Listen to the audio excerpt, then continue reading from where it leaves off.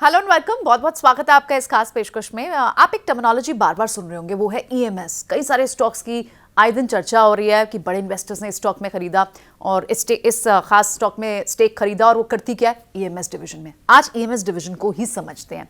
अजय मेरे साथ है to make this technical topic more easier. अपना एनालिसिस हमारे साथ शेयर करेंगे। अजय, ईएमएस या ईएसएम, जो भी बाजार इसको जानता हो, थोड़ा सा ब्रेक डाउन करेंगे आज व्यूअर्स के लिए। एंड रोज हम कुछ ना कुछ, आए दिन कई सारे स्टॉक्स हैं। सबसे लेटेस्ट है विकास खीमानी जी की नई बाइंग, सेल्जर इलेक्ट्रॉनिक्स। यस। लेकिन ये बताऊं मैं आपको कि ये थोड़ा टेक्निकल टर्म लग रहा है, लेकिन ये बहुत ही सिंपल बात है। हाँ। ये हमारी और आपकी जिंदगी से जुड़ा हुआ है। देखिए हम फोन से आजकल कैसे जुड़े हुए हैं। आपको हैरानी होगी ये बात जान के प्रियंका कि क्रूड ऑयल के बाद, तेल के बाद, क्योंकि हम अपना 90% और तेल का जो इंपोर्ट है वो हमारी अपनी ज़रूरत के लिए होता है। Correct. हमारे देश में एडिक्वेट तेल होता नहीं है। आपको ये बात हैरानी होगी कि कुछ साल पहले तक तेल के बाद अगर हम कोई सबसे ज़्यादा बड़ी चीज़ इंपोर्ट करते थे वो इलेक्ट्रॉनिक्स था।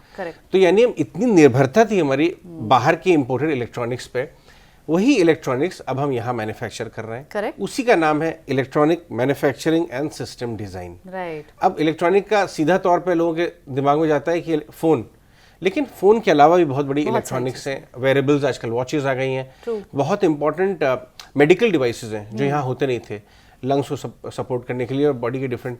तो एक तो ये electronic manufacturing and system design का जो सेक्टर है वो देश में था ही नहीं। राइट। कुछ सालों पहले वो धीरे धीरे शुरू हुआ। हम ग्लोबल मैन्युफैक्चरिंग की, इलेक्ट्रॉनिक्स ग्लोबल मैन्युफैक्चरिंग का आधे % से भी कम हम खुद करते थे, क्योंकि हम तो बाहर पर निर्भर थे। Correct. तो हम इंपोर्ट करते थे। जब हमारा कोई रिलेटिव यूएस कनाडा जाता था हम तो कहते थे एक आईफोन लेते आना लौटते वक्त। Right, जैसे फोन, क्योंकि यहाँ पे हाई क्वालिटी फोन नहीं बनते थे उस समय। लेकिन सरकार ने और इंडस्ट्री ने साथ में मिलकर इस नीड को, इस गैप को पहले तो आइडेंटिफाई किया। उसके बाद उसमें की तरफ कदम बढ़ाना शुरू किया। तो उससे हुआ क्या कि ये ईएमएस सेक्टर देश में बढ़ने लगा। ये ओवरनाइट नहीं हुआ है, ये पास कुछ सालों में हुआ है। अब हम बात करते हैं कट शॉर्ट करके बाजार के लिए क्या मतलब है। जब भी कोई उभरता हुआ सेक्टर होता है तो वो हाई ग्रोथ होता है। जब हमने बाहर से इंपोर्ट करना इलेक्ट्रॉनिक में कमी लाई, अभी भी बहुत, दिल्ली भी बहुत दूर है, बहुत बड़ा फासला तय करना है, लेकिन शुरुआत बहुत मजबूत हुई है। आपने कुछ दिनों में देखा होगा फॉक्सकॉन, एप्पल, टेस्ला ने भी बात कर दी। टेस्ला भी अब शुरू करी, वो भी, उसको भी इलेक्ट्रॉनिक मैन्युफैक्चरिंग कही है कि वो सॉफ्टवेयर ऑन व्हील्स की तरह अपने आप को मार्केट करती है कंपनी। लेकिन ये बड़ी बड़ी कंपनियां कह रही हैं देश में, आपके देश में आके आपके लिए भी बनाएंगे और विदेशियों के लिए भी बनाएंगे। तो हमने शुरुआत की थी इस चीज़ की अपनी ज़रूरतों को पूरा करने के लिए, निर्भरता बाहर पे कम करने के लिए। लेकिन अब ये चीज़ बनती जा रही है, electronic manufacturing system and design opportunity बढ़ रहा है देश के लिए, अपनी नीड्स को भी फुलफिल करने के लिए, और बेस्ट प्राइस पे हाई क्वालिटी प्रोडक्ट्स डेवलप करेंगे हम विदेशों के लिए। बहुत बड़ी इंडस्ट्री है, $80.2 बिलियन की इंडस्ट्री हो जाएगी अनदर 3 इयर्स में। सो इतनी बड़ी इंडस्ट्री से अगर हमें कुछ सेक्टर्स, कुछ स्टॉक्स आइडेंटिफाई करने हो जिस पर बाजार को नजर हो, और कई सारे तो लिस्टेड नए अभी आईपीओ आए हैं। देखिए, जब भी कोई सेक्टर नया आता है तो स्टॉक मार्केट में रिप्रेजेंटेशन उसका कम होता है। तो आपके पास दो चीजें थी, एक थी आपके पास एम्बर और आपके पास डिक्सन। यही जानते हैं, दो स्टॉक्स लिस्टेड थे और छोटे थे कंपनियां बहुत सारी।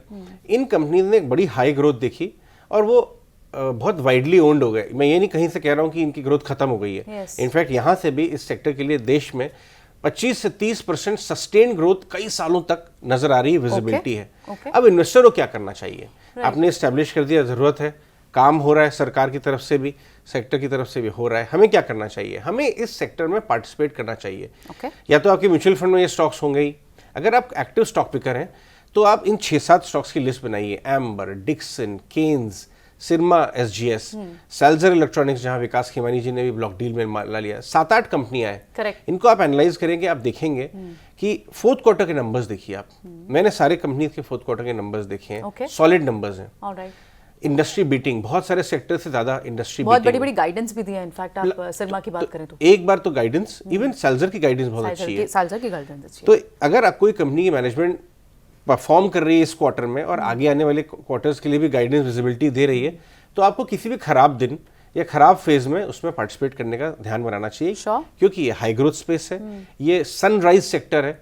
और दूसरा, इसमें 7-8, 9, 10 कंपनियां अब आ गई हैं। पीजी इलेक्ट्रोप्लास्ट है, केन्स है, एवलॉन टेक है। तो 8-10 कंपनियां, यूनिवर्स अच्छा हो गया है। बट अभी भी यहाँ 50 कंपनियां नहीं है। ग्रोथ हाई रहेगी जब कंपनियां कम रहती हैं और अर्ली स्टेज में आप इन्वेस्ट कर लेते हैं तो आप राइड कर पाते हैं। आज आप सॉफ्टवेयर में देखिए, आपको 40-50 कंपनियां मिल जाएंगी, बट 15-20 साल पहले शायद नहीं मिलती। दूसरा, एक और बात खास तौर पर मैं बोलना चाहूंगा कि हर कंपनी एक दूसरे नीश में ऑपरेट करती है। राइट। ये वन साइज फिट्स ऑल नहीं है। Correct. इसलिए ये हाई ग्रोथ स्पेस है, इसमें पार्टिसिपेट करने का राह देखनी चाहिए, एनालाइज करना चाहिए। और इस ईएमएस इंडस्ट्री जो सनराइज है, मुझे लगता है कि इसमें अच्छी कमाई यानी के आप कह रहे मौके हैं हैं। थोड़ा बहुत तो स्टडी करना चाहिए। जैसे साल्जर को आज आई एम श्योर बहुत लोग पढ़ रहे होंगे जिन्होंने पहले नहीं ध्यान दिया, वो एक लार्जेस्ट सप्लाई है, रोटरी स्विचेस बनाती है इंडियन रेलवेज की। और उसके बाद भी कितना एमकैप है, मात्र 500 करोड़ रुपए। 450 करोड़ प्रिसाइसली। या तो आपके पास 500 से 50,000 करोड़ तक की अपॉर्चुनिटी है अपने कंफर्ट के हिसाब से देखिए। बट ये मत भूलिए, ट्रिगर्स हैं, टेलविंड है, सरकार पीएलआई को लेके बहुत उत्साह है, सेक्टर की विजिबिलिटी अच्छी है, हाई ग्रोथ है। कुछ जगहों पे शायद वैल्यूएशन कंफर्ट नहीं है, थोड़ा हाई है, उसमें भी आपको खराब दिन में आपको सस्ते मिल जाएंगे।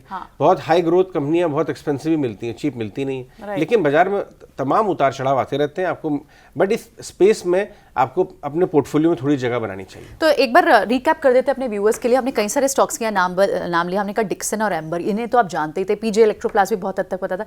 जो न्यू नेम्स के एडिशन है, और इनफैक्ट अजय आप कितने सारे, हम लोग भी शो पे लगातार कितने सारे दिग्गज एक्सपर्ट से बात करते हैं, कितनी बार उन्होंने नाम ऐड किए हैं। गौतम बैच से आप बात कर रहे थे, उन्होंने ऐड किया। उसके बाद विकास किमानी ने ऐड किया, केन्स टेक्नोलॉजी भी ऐड किया, इंस्टीट्यूट, उसमें तो ब्लॉक्स में 4-5 बड़े बड़े फंड्स ने उसमें ब्लॉक में पार्टिसिपेट किया, और विकास किमानी ने सेल्जर लिया। तो आपके पास 8-10 कंपनियां एक्शन हो रहा है इस स्पेस के ऊपर, अपने रडार पर रखिए। चलिए ठीक है, आपको इस स्पेस को अपने रडार पर रखना। और एक बहुत अच्छा कैवेट जो आई रियली लाइक इट, आपने बोला नंबर्स मैच कर लीजिए ना, नंबर्स से ही पता चल जाएगा। कहानी तो वही होती है, नैरेटिव और नंबर्स दोनों मैच करने चाहिए, तब बड़ा पैसा बनता है। चलिए ठीक है, हमने आपको एक मूल मंत्र बता दिया। अब आपको अपनी इन्वेस्टमेंट डिसीजंस अपने फाइनेंशियल एडवाइजर से पूछे, वॉच करें इन स्टॉक्स को और इनमें एक अच्छा पोर्टफोलियो बनाएं। Thank you for watching.